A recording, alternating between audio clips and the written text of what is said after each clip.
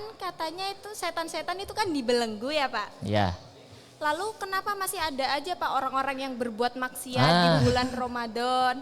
Kejahatan seseorang itu bukan hanya terjadi karena bisikan setan, tapi juga karena adanya hawa nafsu. Nah, hawa nafsu itu yang bikin kalian, yang bikin manusia itu berbuat dosa.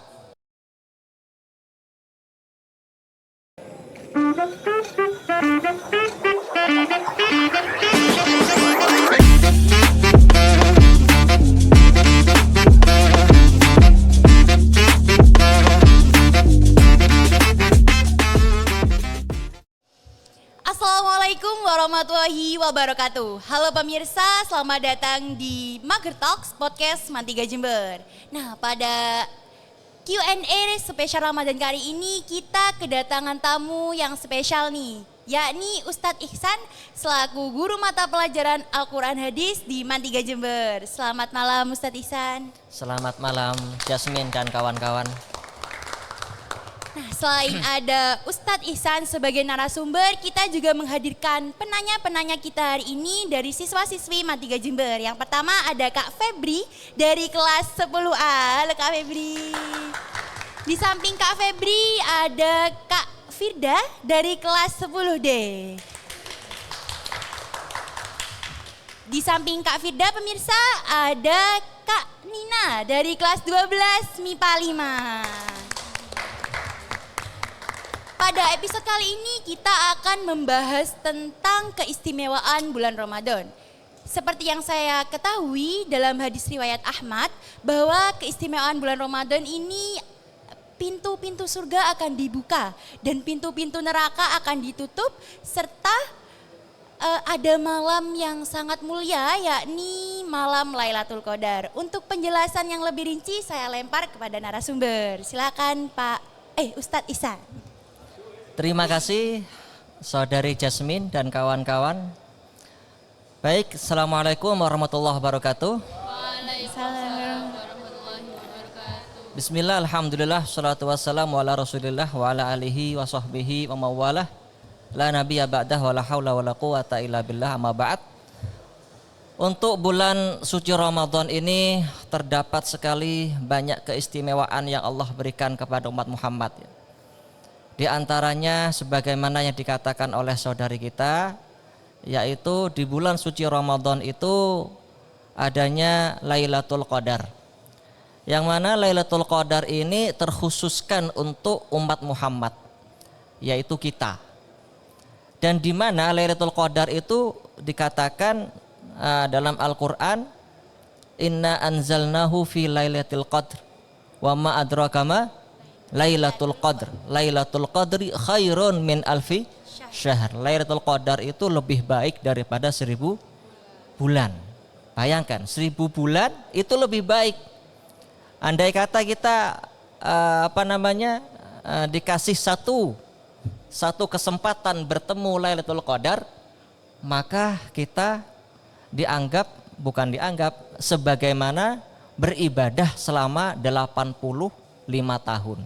Nah, Lailatul Qadar 1000 bulan itu kalau kita hitung itu sama dengan 85 tahun. Misalkan kalian sholat Allahu Akbar ya, Alhamdulillahirabbil alamin, kok ketepatan malam itu malam Lailatul Qadar, maka kalian sama ya dengan ibadah terus menerus selama 85 tahun.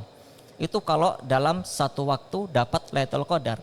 Kalau dalam hidup kalian selama 60 tahun dapat 5 Lailatul Qadar misalkan, ya tinggal dikalikan 85 kali 5, udah banyak. Dan Lailatul Qadar itu ya memang diperuntukkan untuk umat Muhammad supaya bisa membandingi terhadap amal-amal umat terdahulu. Umat terdahulu itu kan umurnya panjang-panjang ya. Ya, yang paling panjang adalah umatnya Nabi siapa? Nabi Nuh alaihi salam. Nabi Nuh itu umurnya sampai 1050 tahun. Bayangkan. Kita mau melawan umatnya Nabi Nuh ya enggak bisa. Nah, syukurlah Allah di situ memberikan kita namanya Lailatul Qadar.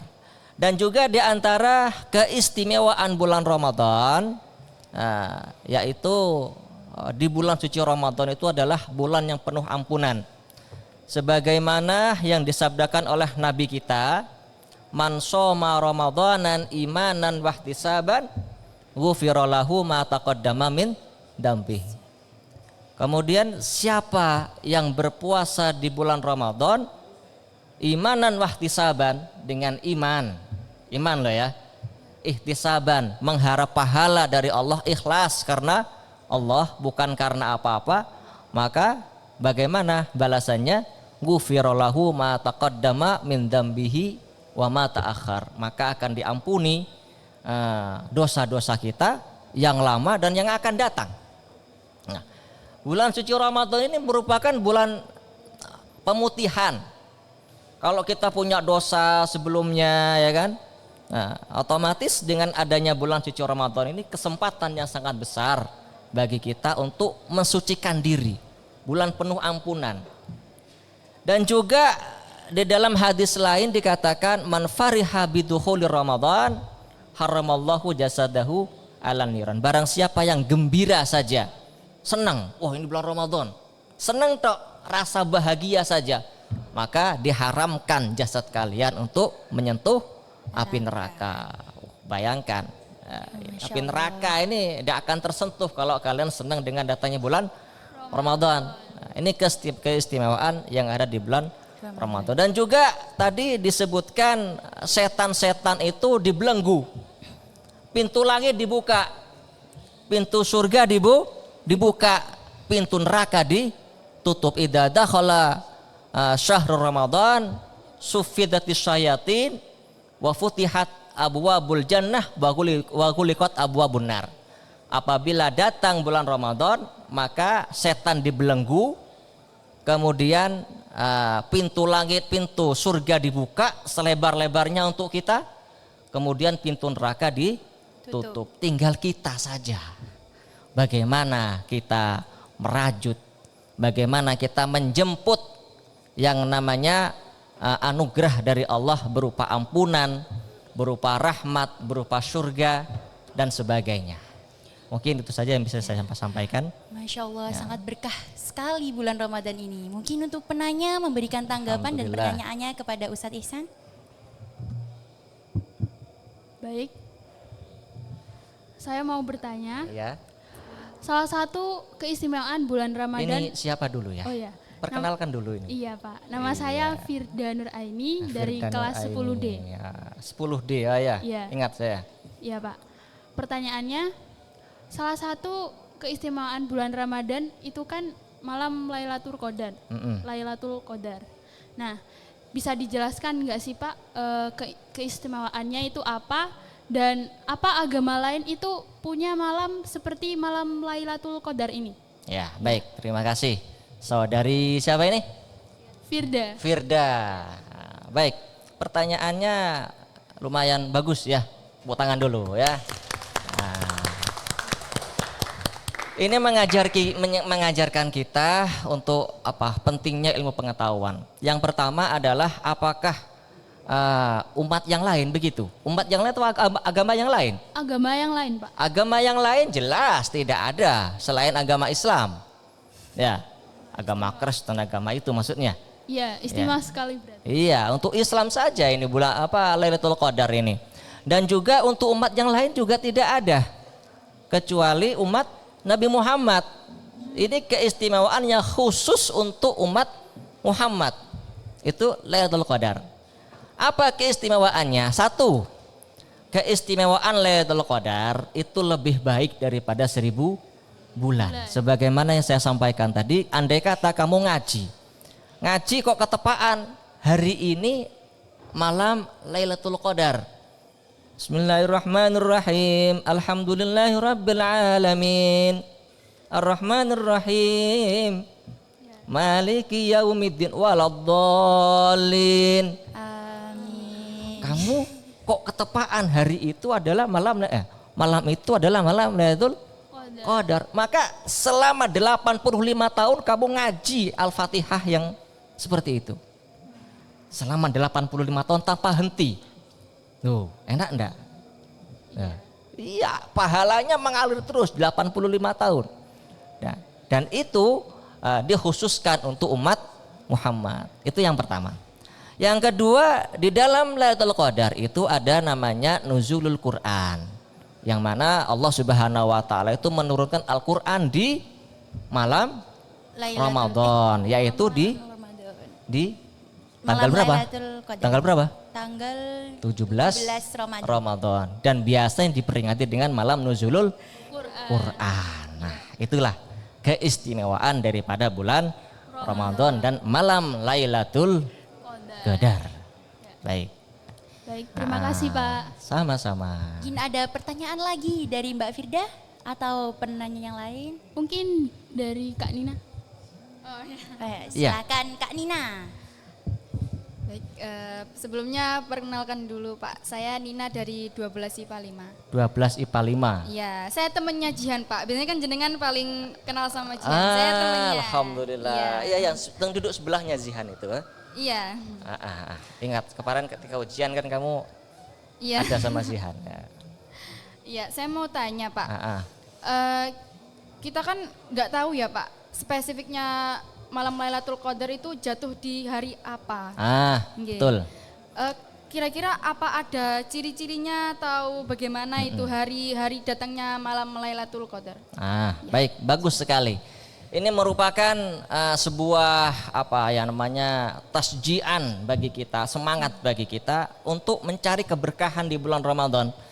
Pertanyaan ini menggugah kita untuk mencari di mana sih posisi letaknya malam Lailatul Qadar. Lailatul Qadar itu disampaikan di dalam sebuah riwayat dan juga di dalam kitab-kitab salaf bahwasanya jatuhnya, tapi tidak pasti ya. Lailatul Qadar itu biasanya berada di malam-malam ganjil.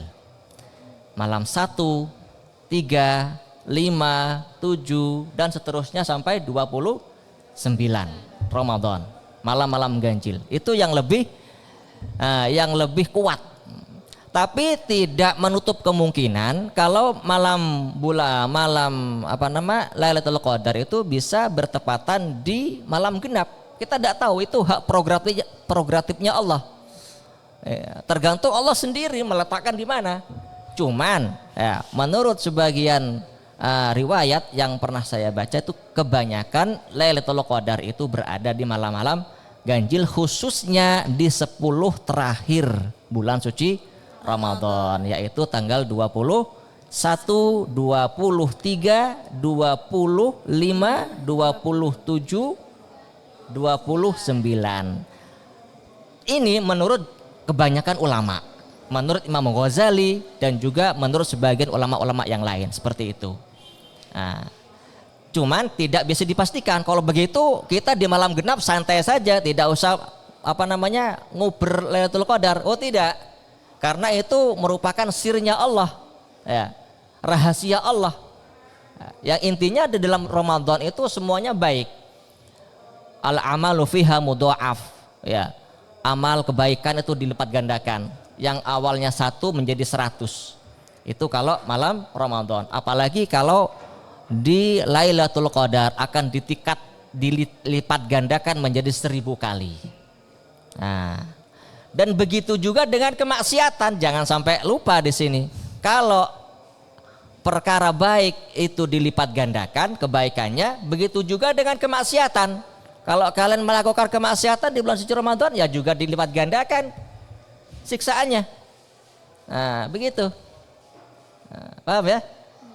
Jadi malam Lailatul Qadar itu jatuh di malam-malam ganjil. Banyak riwayat yang mengatakan khususnya di terakhir 10 terakhir daripada malam Ramadan. Dan ciri-cirinya, ini ciri-cirinya. Biasanya kalau malam Lailatul Qadar itu malamnya hening. Hening, tidak ada hujan, ya kan? Tidak ada mendung, enggak ono gluduk, tenang, hawanya enjoy. Santai, dirasakan di hati itu kayak ada sesuatu yang beda. Enak, sepoi-sepoi anginnya. Kemudian esok harinya matahari itu terbitnya, matahari itu sorotnya matahari itu terang, tidak ada mendung sama sekali. Nah, tuh di antara ciri-ciri malam Lailatul Qadar. Baik. Terima kasih Pak. Sama-sama. Ada pertanyaan lagi dari Kak Nina? Mungkin Atau ini teman saya yang satunya Kak mau saya- tanya lagi. Kak. Ya, Boleh perkenalkan Pak dulu. Febri ya. Silahkan. Sebelumnya perkenalkan dulu, saya Febrina dari kelas 10A. Tepuk tangan dulu. 10A. Iya. Di sini saya ingin bertanya Pak, di antara keistimewaan bulan Ramadan yang tadi, kan katanya itu setan-setan itu kan dibelenggu ya Pak. Ya. Lalu kenapa masih ada aja Pak orang-orang yang berbuat maksiat di bulan Ramadan? Terus khususnya biasanya remaja itu menormalisasikan pacaran Pak di bulan Ramadan. Ngabuburit ya. Pertanyaan yang bagus sekali. Iya. Terima kasih Pak. Iya, terima kasih saudari. Siapa namanya? Febrina. Febrina dari 10A. Ini pertanyaan yang memang seakan-akan siapa yang salah gitu kan ya. Wong setan diikat, dibelenggu, wis nggak bisa ngapa-ngapain, nggak bisa nggoda manusia. Kok masih banyak saja kemaksiatan yang ada. Oke. Memang ada sebuah hadis yang mengatakan apabila datang bulan Ramadan itu setan itu dibelenggu. Sufidatis syayatin, ada lagi yang mengatakan sulsilatis syayatin, akan diikat, dirantai. Setelah saya membaca beberapa literatur bahwasanya ada sebagian ulama itu pecah pendapatnya menjadi dua. Yang pertama adalah ulama hakikah. Ulama hakikah itu mengatakan bahwasanya hadis ini sesuai dengan redaksinya, yaitu setan diikat dan tidak bisa menggoda orang. Ya. Tidak bisa menggoda orang. Setan tidak bisa menggoda orang. Nah, bagaimana diikatnya setan? Wallahu alam. Kita tidak tahu modelnya piye, wallahu alam. Begitu juga dengan pintu surga dibuka seperti apa? Wallahu alam. Pintu neraka ditutup seperti apa? Wallahu alam. Ini masalah sam'iyat. Sam'iyat itu apa? Pendengaran. Sama seperti kalian itu diceritai dengan malaikat, ya. Malaikat itu kan sam'iyat, ya kan? Pernahkah kalian melihat malaikat? Tidak. Tidak pernah. Diceritai surga. Pernah lihat surga? Tidak pernah. Neraka? Pernah lihat neraka? Tidak. Nah, ya itu sam'iyat. Ya kita imani saja. Makanya kan orang yang beriman itu kan orang apa namanya? Alladzina yu'minuna bil ghaibi. Ya, alif lam mim dzalikal kitabul la raiba fi hudal lil muttaqin alladzina yu'minuna bil ghaibi wa yuqimuna sholata wa mimma razaqnahum yunfikun. Yu'minuna bil ghaibi. Orang yang beriman itu orang yang beriman dengan perkara gaib. Ya, surga gaib, tapi kita yakin ada. Ya. Begitu juga dengan setan. Setan itu dibelenggu seperti apa? Ya sudah dibelenggu, itu kita tidak bisa seperti apa. Itu kita serahkan kepada Allah. Itu yang pertama, lama yang pertama. Yang kedua ini memahami dengan maknawi. Maksudnya setan dibelenggu itu bagaimana? Bahwasanya dengan adanya bulan suci Ramadan itu setan itu kikuk, bukan dia itu dibelenggu, diikat, tapi dia itu seakan-akan geraknya, aktivitasnya terbatas, terikat dengan adanya keistimewaan bulan suci Ramadan yang berupa ampunan, terbelenggu dengan keimanan kita semuanya, sehingga setan itu mau menggoda kita itu tidak leluasa, sulit. Contohnya begini. Ada misalkan saudari siapa namanya? Febrina. Saudari Febrina, kamu disuruh berbicara di depan orang, ada saya. Sama ndak ada saya. Kira-kira lebih leluasa yang mana? Nggak ada saya ya. Nah, seperti itulah setan terbelenggunya. Ketika datang bulan suci Ramadan, seakan-akan terikat dengan keimanan kita. Tidak seleluasa kalau setan itu di luar bulan suci Ramadan. Kalau bulan Ramadan menggodanya lebih luas. Nah, cuman ini yang perlu saya garis bawahi.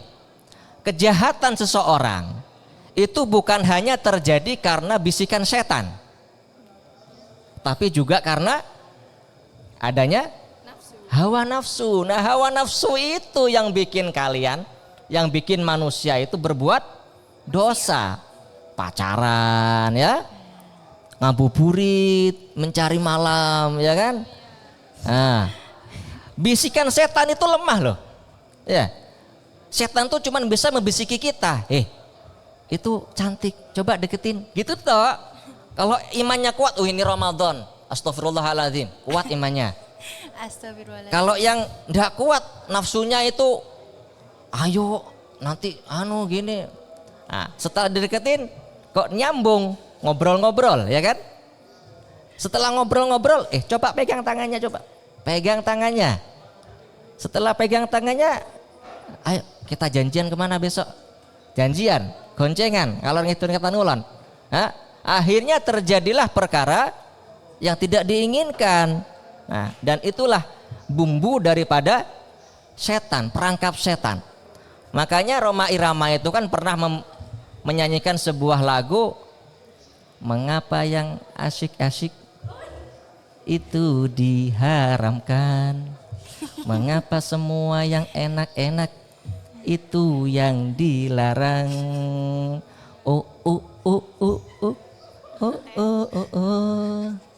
Itulah perangkap setan, umpannya adalah bermacam-macam kesenangan. Nah, itu umpan ya. Umpan setan itu beberapa macam kesenangan. Iya, pacaran senang ya enggak? Iya, siapapun mengakui, saya pun ketika seperti kalian ada gejolak seperti itu, ada. Nah, cuman kita itu harus bisa melawan hawa nafsu. Kalau godaan setan baik di bulan suci Ramadan atau di luar bulan suci Ramadan itu lemah. Setan tuh cuma bisa goda saja. Makan ini loh, kamu ngapain ngikuti puasa luwe? Ya, kalau luwe nanti gak bisa kerja. Gitu aja. Nah, kita tergoda atau tidak tergantung kita sendiri, kekuatan iman kita sendiri. Kalau imannya kuat, insya Allah hawa nafsu kita akan tunduk. Tapi kalau iman kita tidak kuat, ya hawa nafsu kita akan menang. Makanya ketika Nabi itu ketika perang Badar itu terjadi di bulan suci Ramadan. Bayangkan, panas, ya kan? Bulan suci Ramadan di Arab itu nggak sama dengan di Indonesia. Di Indonesia ya seperti yang kita rasakan. Kalau di Arab, saya dulu pernah tinggal di Yaman 4 tahun. Ya, alhamdulillah, saya dulu pernah belajar di sana di Hadramut di Yaman 4 tahun. Selama 4 tahun saya merasakan panasnya seperti apa di Arab. Ketika bulan suci Ramadan itu sangat panas sekali. Kita itu terkena angin saja kayak ditampar. Wah, iya panas. Ini memar. Saya kalau keluar ketika ngaji, ketika sholat, kalau nggak wajib nggak keluar saya. Nah, ketika yang wajib itu apa? Sholat Jumat itu wajib keluar. Makanya dibungkus muka ini dengan rida. Kalau mau tahu ada di Facebook saya. Ketika saya foto saya ketika belajar di sana saya bungkus. Ya. Lah kayak Mustafa kayaknya nggak kuat kayaknya. Iya seperti itu. Panasnya luar biasa. Itu di bulan suci Ramadan. Nah, Nabi itu ketika setelah pulang dari perang Badar mengatakan, roja'na min jihadil asghar ila jihadil akbar. Kita pulang dari perang yang kecil menuju perang yang besar. Para sahabat bingung. Apakah ada yang lebih besar daripada perang Badar ini ya Allah? Ya Rasulullah? Ada. Wahwa jihadun nafs. Dan itu adalah jihad diri. Kita tidak bisa membunuh nafsu kita, tidak bisa. Kamu membunuh nafsu kamu sama dengan membunuh dirimu sendiri. Tidak bisa kamu membunuh nafsu kalian. Nah, nafsu itu bagaimana? Dilemahkan. Bagaimana caranya? Berpuasa. Nah, dengan berpuasa, insya Allah nafsu kita akan dilemahkan. Tapi di bulan suci Ramadan ini kok masih banyak kemaksiatan, yaitu karena dia sudah terbiasa dengan nafsunya bermaksiat. Biasa tidak puasa, seperti itu. atau biasa dengan maksiat mata, maksiat telinga, ngerasan-ngerasan, ya kan? Atau maksiat mulut, yaqulu biqaulin fahis, yaitu ngomong dengan perkara yang jelek, misu dan sebagainya. Terbiasa, karena terbiasa. Ya, setan bukan karena godaan setan itu, karena sudah jadi terbiasa dia. Makanya dengan adanya momentum Ramadan ini mengembalikan kita kepada fitrah manusia, kepada kesucian, di mana kita itu mendapatkan ampunan dari Allah Subhanahu wa taala, dan di bulan suci Ramadan ini merupakan pemutihan, dan setiap hari dan malamnya penuh dengan ampunan Allah Subhanahu wa taala. Nah, itu. Jelas ya? Nah, tentang setan itu dibelenggu. Ya, Setan jelas. itu alhamdulillah. Sudah jelas, Ustaz. Mungkin ada dari Mbak Febri ada tanggapan atau ada yang belum dimengerti? Ya. Sudah cukup. Dari audiens yang ada di sini, ada yang mau ditanyakan atau Ya, baik. ada tanggapan? Irham, Ya. mungkin Silakan. selaku jebolan Mantiga Jember. Silakan, Kak. Mustafa. Alhamdulillah. Tepuk tangan dulu. Untuk hari ini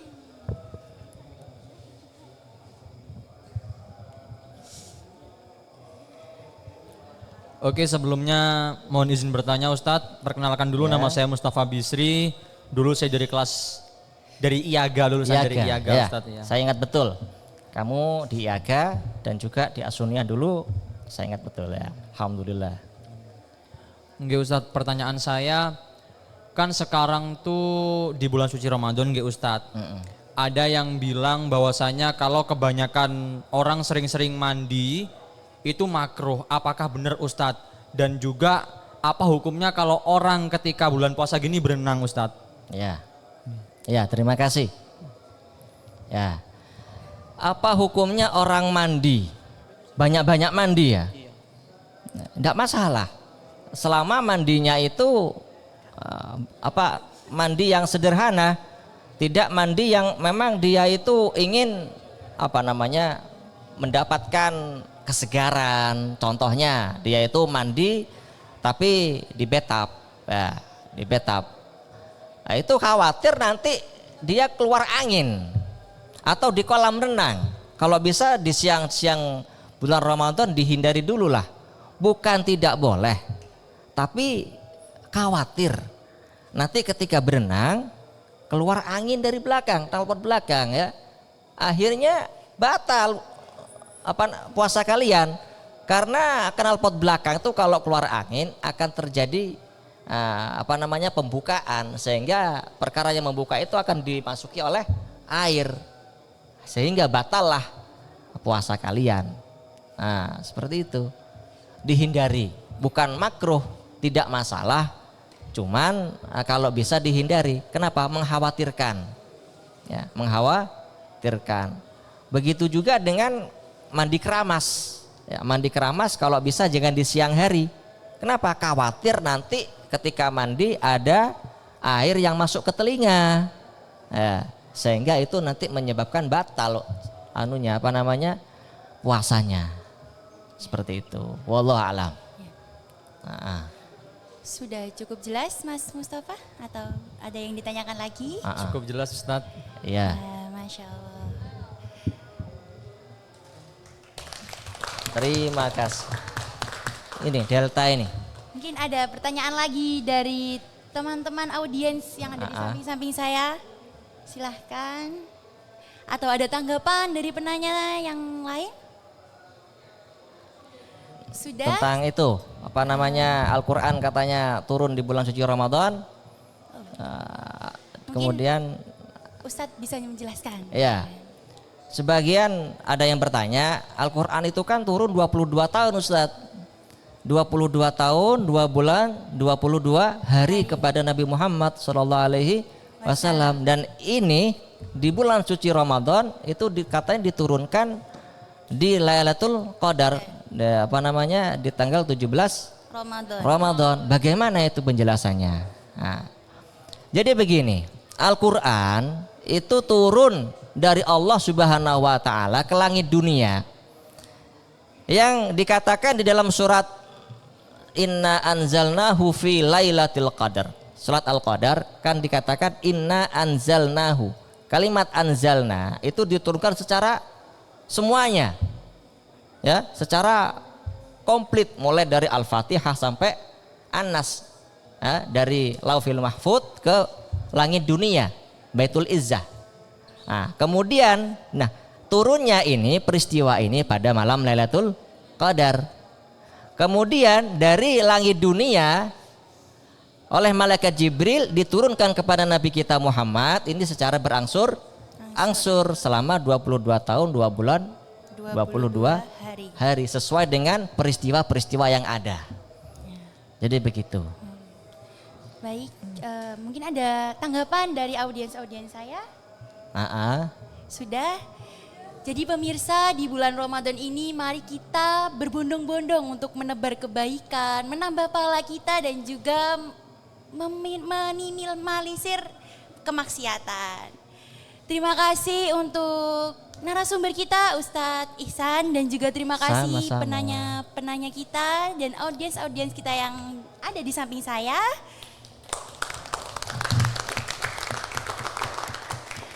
Saya Yasmin Krotul Ain di sini pamit undur diri. Wassalamualaikum warahmatullahi wabarakatuh. Waalaikumsalam warahmatullahi wabarakatuh.